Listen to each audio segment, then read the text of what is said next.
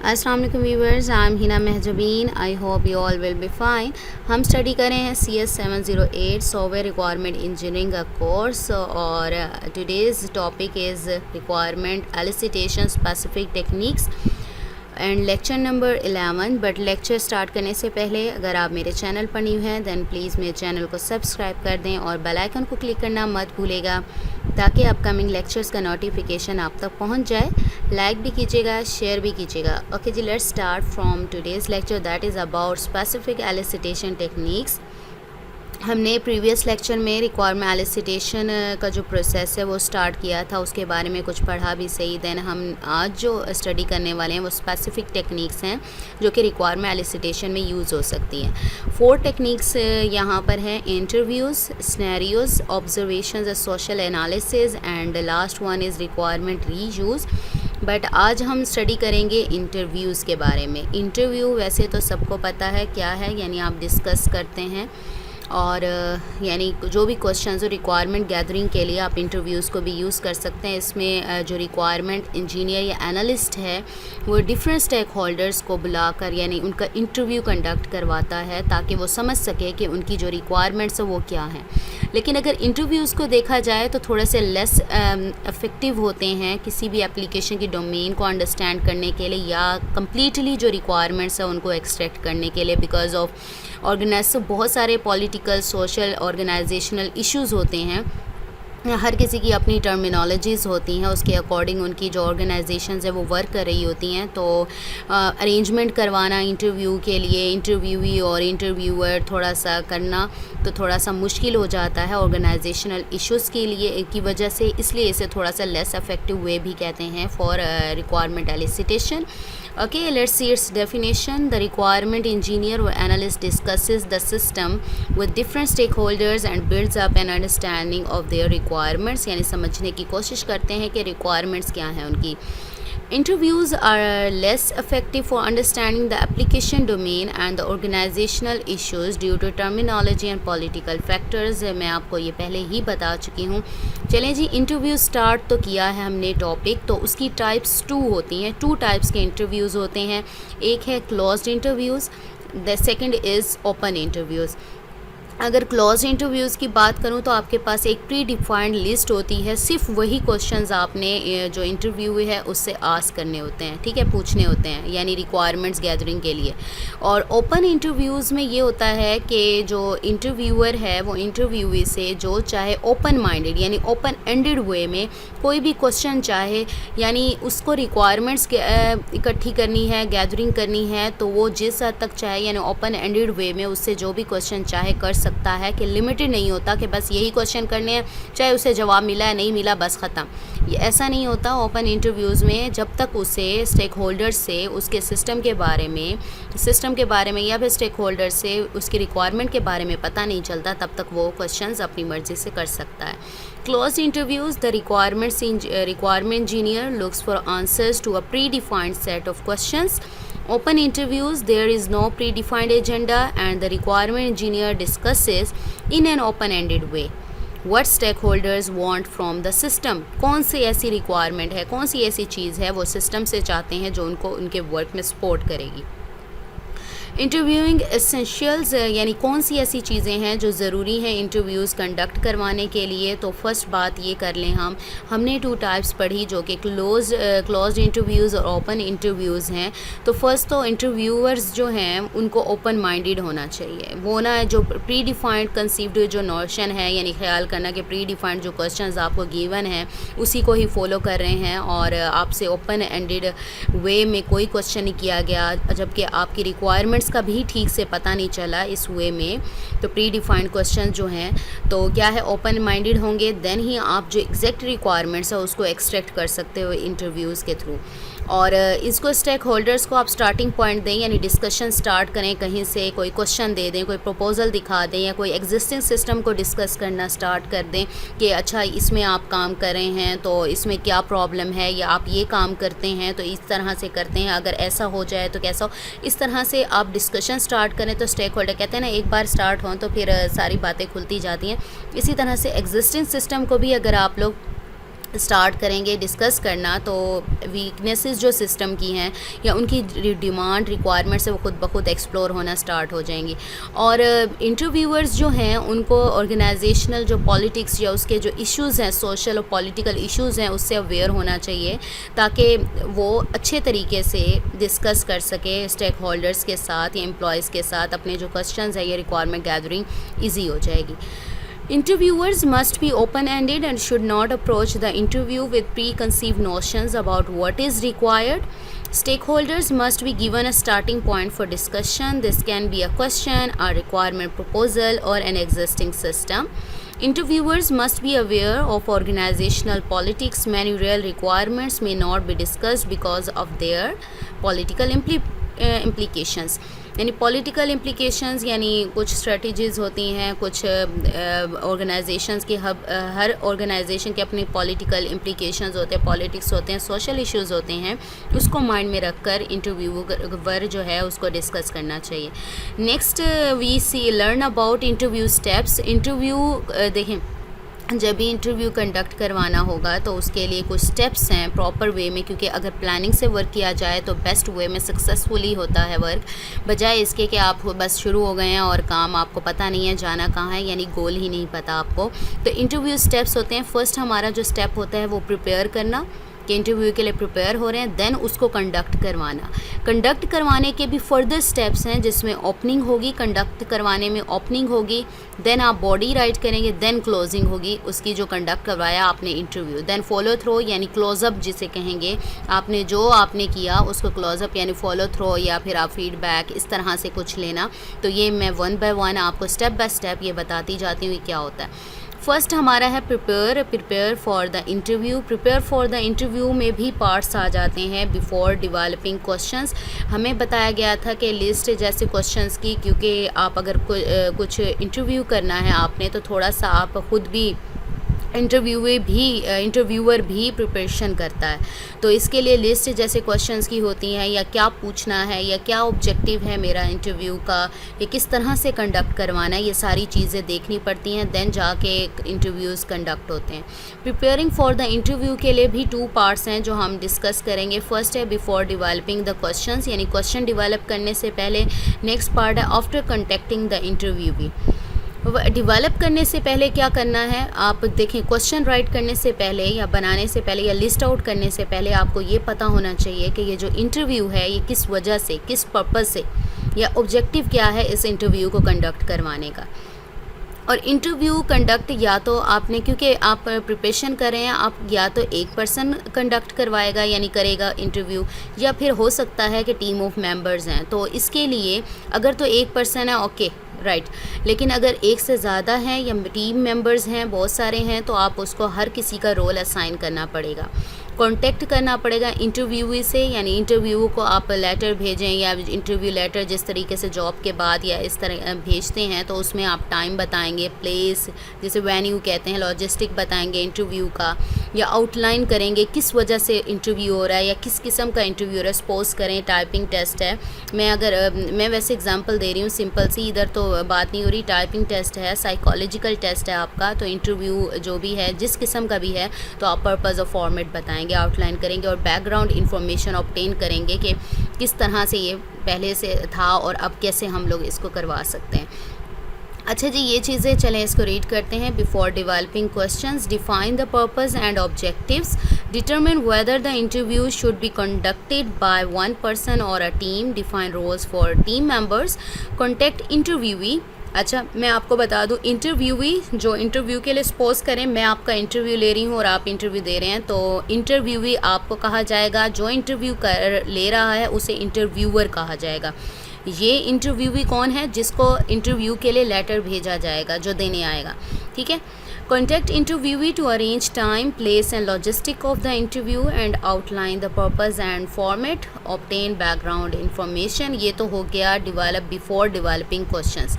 अब ये questions ये काम हमने कर लिया, इसके बाद अब बात आ गई, यानी वो पहुंच गया। अब इसके बाद है after contacting the interviewee, contact किया, उसके बाद आप इंटरव्यू गाइड बताएंगे किस तरह से होगा, फिर उसका नेम एंड टाइटल लिखेंगे एंड डेट ऑफ इंटरव्यू लिखेंगे कि किस डेट को होगा। फिर जो क्वेश्चंस हैं ऑर्डर में, तरतीब में आपने वो बताने हैं कि जो क्वेश्चंस आस्क किए जाएंगे। फिर जनरल से स्पेसिफिक जाते हैं, यानी नॉर्मल क्वेश्चन से सिंपल जो क्वेश्चन आपका इंट्रोडक्शन जो लिया जाता है, उसके बाद फिर स्पेसिफिक जो आपके इंटरव्यू का पर्पस है उस साइड पर आते हैं। ओपन क्वेश्चंस करें, ऐसे टाइप यानी डिस्क्राइब करें इस चीज़ को, या टेल मी या हाउ, या इस तरीके से अपना इंट्रोडक्शन दें। और क्लोज क्वेश्चंस क्या होंगे, जैसे स्पेसिफिक क्वेश्चन के किस तरह से अगर आपने बताया, डिस्क्राइब किया, हु, हाउ मच, वेयर, इस तरह के क्वेश्चंस करेंगे आप। तो ये क्या होगा, कांटेक्ट करने के बाद इंटरव्यूवी से। Develop the interview guide, list name and title of the interviewee and date of the interview, list questions in the order you will ask them, move from general to specific, यानी ये preparation हो रही है interview की। Include open questions to elicit essay type response, e.g. describe, tell me, how. Include closed questions to obtain specific information like who, how much, where, इस तरह के questions add करें। देन आपने ये जो ओपनिंग प्रिपेयर तो कर लिया, देन आपका था कंडक्ट करवाना। कंडक्ट में भी फर्दर 3 स्टेप्स हैं, ओपनिंग है, बॉडी है, देन क्लोजिंग है, देन फॉलो थ्रो करेंगे हम। ओके जी, इंटरव्यू कंडक्ट करवाना है। इस्टेब्लिश, फर्स्ट ओपनिंग में मैं आपको ऐसे बता दें, establish rapport and build trust and credibility. आप जब इंटरव्यू स्टार्ट करवाते हैं तो थोड़ा सा ट्रस्ट डेवलप करने की कोशिश किया करें कि इस तरीके से जो इंटरव्यू हुई है वो आपको ओपनली किसी भी क्वेश्चन का जो आप आस्क करते हैं तो अच्छे से आंसर दे। तो इसके लिए किस तरह से आप ये जो ट्रस्ट बिल्ड या क्रेडिबिलिटी और रैपॉर्ट एस्टेब्लिश कर सकते हैं, मेक आई कॉन्टेक्ट, यानी आपकी नज़र उसके सामने, शेक हैंड्स यानी हाथ हिलाते हुए ताकि पता हो कि आप अटेंटिव उसी को ही सुन रहे हैं। Introduce yourself and your team, provide information about role in the interview process, क्या रोल है आप उसको पर्पस बताएं, इंफॉर्मेशन थोड़ी सी दें ताकि उसको पता चले कि मैंने किस साइड जाना है और किस तरह से क्वेश्चंस के आंसर करने हैं। Clarify purpose, time frame and की ऑब्जेक्टिव, कि पर्पस क्या है इस इंटरव्यू को कंडक्ट करवाने का, या कितना टाइम है आपने इतने टाइम में देना है, या इसके की ऑब्जेक्टिव्स क्या हैं। Transition to the core of interview by leading into the first question, आराम से आप इस तरह से ये स्टेप्स कंप्लीट करने के बाद उसे फर्स्ट क्वेश्चन की तरफ ले जाएं, यानी वो थोड़ा सा ट्रस्ट बिल्ड हो गया, थोड़ा सा वो मेंटली तौर पर भी प्रिपेयर हो गया, उसे पता है कि अटेंशन दी जा रही है और मुझे ही सुनना है जो मेरे सामने बैठा है, तो इसे फर्स्ट क्वेश्चन की साइड ले जाएं। अच्छा, ये ओपनिंग हो गई, आपके इंटरव्यू कंडक्ट हो रहा है। देन बॉडी में आपने क्या करना है, फॉलो योर इंटरव्यू, जो आपने गाइडलाइंस बनाई थी ऊपर जो स्टेप में जब प्रिपेयर कर रहे थे, जो आपने क्वेश्चंस आस्क करने थे, तो आप फॉलोअप के थ्रू आप क्वेश्चंस आस्क करें और उससे रिस्पांस लें। फ्लेक्सिबल, ओपन माइंडेड रहें, ओपन माइंडेड यानी ओपनली क्वेश्चंस करें, उससे लिसन एक्टिवली ताकि कंसंट्रेशन आपकी उसी इंटरव्यूई की तरफ हो, ताकि उसे भी पता हो कि मुझे एक्टिवली सुना जा रहा है और मैंने एक्टिवली आंसर करना है। Monitor your voice and body language, body language और वॉइस बहुत मैटर करती है, ये नहीं कि आपने डराना धमकाना है, तो बॉडी लैंग्वेज और वॉइस का थोड़ा ख्याल रखना है। आइडेंटिफाई इंटरव्यूज़ मेन कंसर्न, क्या कंसर्न है उसके, मेंटेन रैपॉर्ट यानी उसका जो ट्रस्ट है वो मेंटेन रखें। टेक एक्यूरेट नोट्स, जो भी वो बताए उसको क्या करना है, आपने नोट्स में राइट कर लेना। ये की पॉइंट्स हैं, जैसे इंटरव्यू कंडक्ट होता है तो उसके जो पॉइंट्स हैं वो आप नोट डाउन करते जाते हैं। यूज़ साइलेंस और पॉजेज़, यानी साइलेंस भी हों आप, थोड़ा सा वक्फे भी लें, आप सुने उसको। Ask for obtain relevant documentation, अगर किसी डॉक्यूमेंटेशन की ज़रूरत है, यानी आप जो इंटरव्यू कंडक्ट करवा रहे हैं, इंटरव्यू ले रहे हैं, इसके लिए अगर फर्दर आपको डॉक्यूमेंटेशन की ज़रूरत है तो उससे पूछें कि रिज़ल्ट के बारे में, डिग्रीज़ के बारे में, सर्टिफिकेट्स के बारे में। Ask catch all question at the end, तो एंड पर कुछ इस तरह से क्वेश्चंस करें ताकि आप समराइज़ कर सकें जो आपने क्वेश्चंस किए हैं या जो आप ऊपर से स्टेप कंटिन्यू करते आए हैं। क्लोजिंग में, क्लोजिंग तो सबको पता है, ये सारा जब ओपनिंग हो गई कंडक्ट करवाने के लिए, इंटरव्यू बॉडी हो गए, देन क्लोजिंग में क्या होगा, जो सारा काम आपने किया उसको समराइज़ करना है। Answer summarize findings and link to purpose, यानी जिस पर्पस के लिए किया गया उसे लिंक करने की कोशिश करें। Answer any question the interviewee has, कोई भी क्वेश्चन है इंटरव्यूवी का जो वो पूछना चाहता है तो उसका आंसर करें। सपोज करें, हो सकता है टाइमिंग के बारे में पूछना चाह रहा हो सकता है सैलरी के बारे में पूछना चाह रहा हो, तो ऐसी कोई भी कन्फ्यूजन है जो इंटरव्यूवी को है तो आप उसका आंसर देंगे। Determine agree on next steps, अगर आपने किसी सपोज़ करें अगर इंटरव्यू सिंपली बात कर रही हूँ, अगर आप इंटरव्यू कंडक्ट करवाते हैं, इंटरव्यूअर क्या करता है, कंडक्ट करवाने के बाद आपसे पूछता है एक्सपेक्टेड सैलरीज पूछता है, या फिर आपको कहता है नेक्स्ट आपको कॉल करेंगे।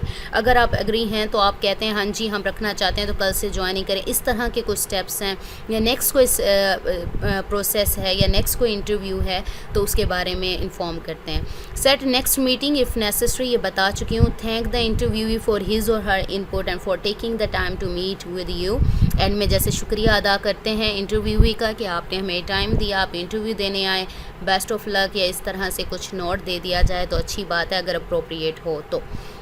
ये तो हमने कंडक्ट करवा लिया इंटरव्यू, यानी ये उसके स्टेप्स से जो कि opening, body and closing. Opening में हमने ट्रस्ट डेवलप किया, बॉडी में हमने सारे जो मेन थिंग्स थी उसको कंसंट्रेट किया, देन क्लोजिंग समराइज़ कर दिया जो हमने कंडक्ट करवाया था। फॉलो थ्रो में सेम इसी तरह से जैसे नोट्स से जैसे आप समराइज़ करते हैं, जैसे फीडबैक लेते हैं, या आगे जो फर्दर प्रोसेस हैं वो करेंगे। Immediately after the interview fill in your notes, be sure to jot down impressions, important ideas, कोई इंपॉर्टेंट आइडियाज़ हैं या कोई इम्प्रेशंस हैं जो आपने उसके बारे में देखे हैं तो उसको नोट्स में राइट कर लें ताकि आप बाद में भूल ना जाएं। Review any documentation receive from the interviewee, अगर कोई इंटरव्यूवी जो आपको इंटरव्यू देकर गया है तो उसके कोई भी डॉक्यूमेंटेशन है उसको देखना चाहते हैं कि डिग्रीज ठीक हैं या सर्टिफिकेट ओरिजिनल है, जो भी वेरीफाई करना है अगर आप चाहते हैं इसको रखना या इसकी जो रिक्वायरमेंट्स वगैरह हैं उसको देख सकते हैं। Right an interview report if necessary, आप रिपोर्ट भी राइट कर सकते हैं। समटाइम्स ऐसा होता है कि रिपोर्ट प्रिपेयर करनी होती है जो भी इंटरव्यूज़ करते हैं।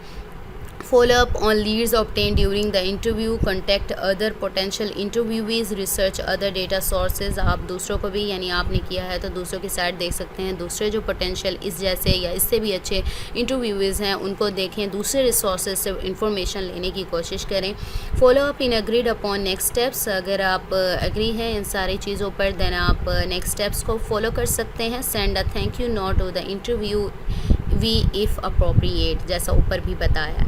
ये तो हमारा इंटरव्यू की जो टेक्निक थी वो कंप्लीट हुई। फर्स्ट एक इसमें है लिसनिंग का। Listening is most important. आपने सुना होगा कि पहले सुने तभी आप दूसरे को अंडरस्टैंड कर सकते हैं, यानी दूसरों की बात पहले आपको सुननी चाहिए। इट्स मोस्ट इम्पॉर्टेंट, ठीक है।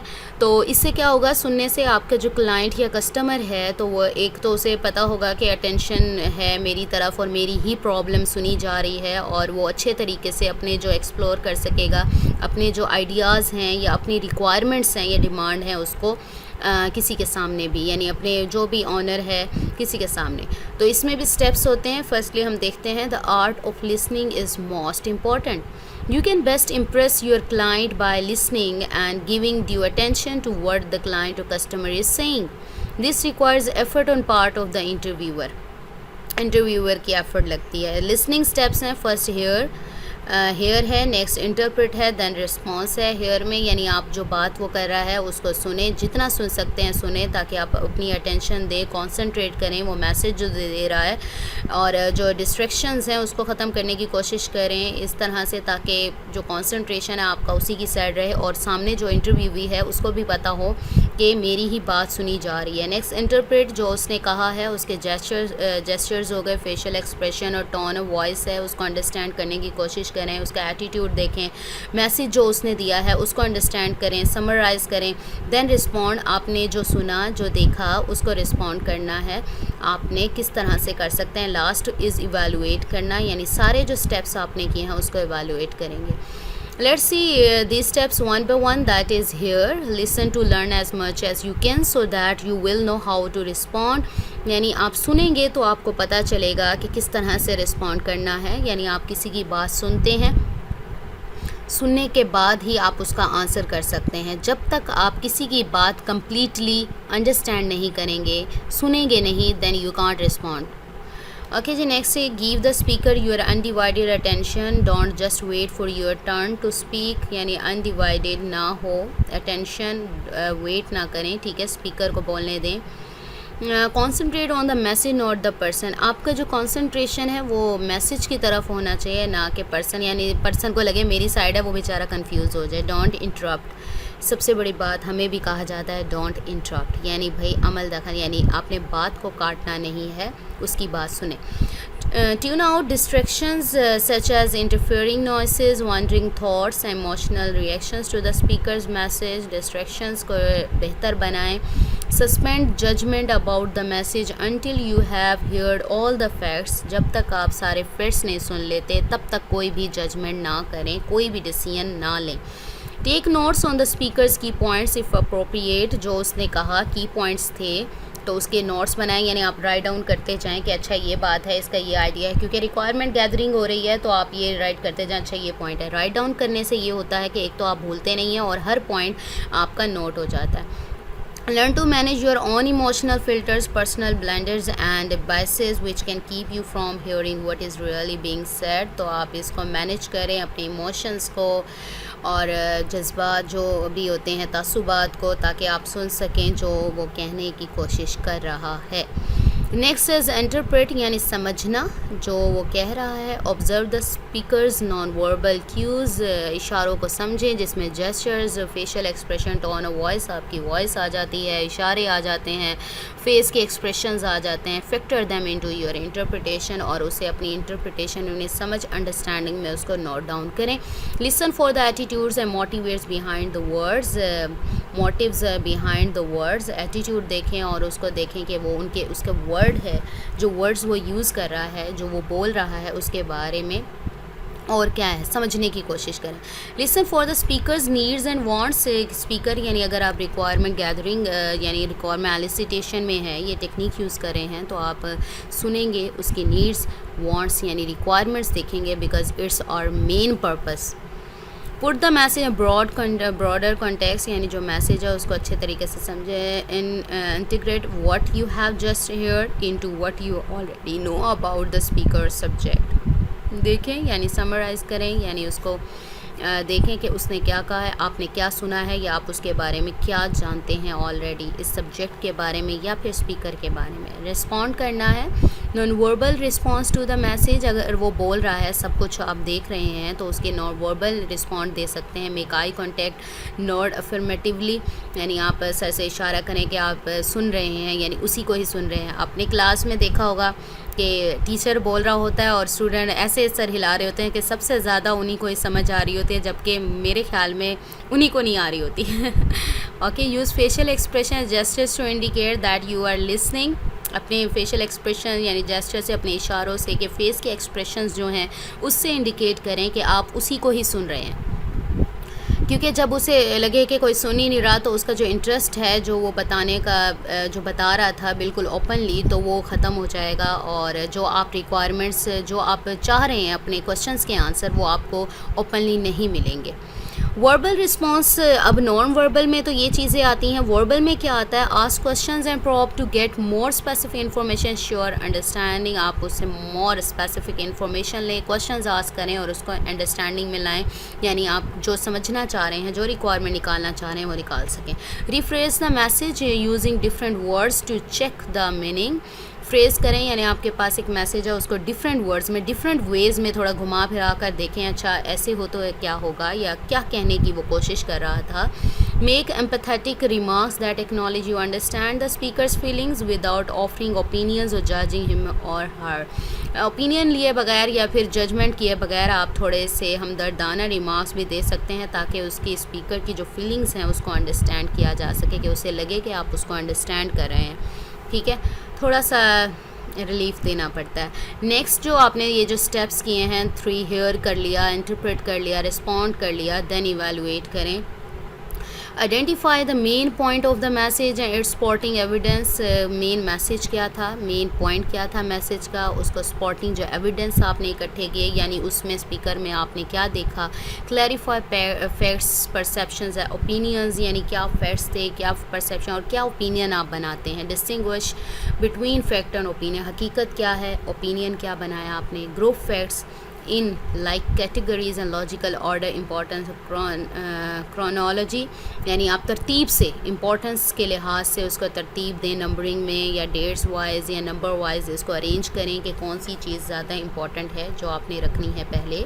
Base your opinion about the message on the facts, यानी फैक्ट्स को देखते हुए जो मैसेज के बारे में ओपिनियन है वो बनाएं.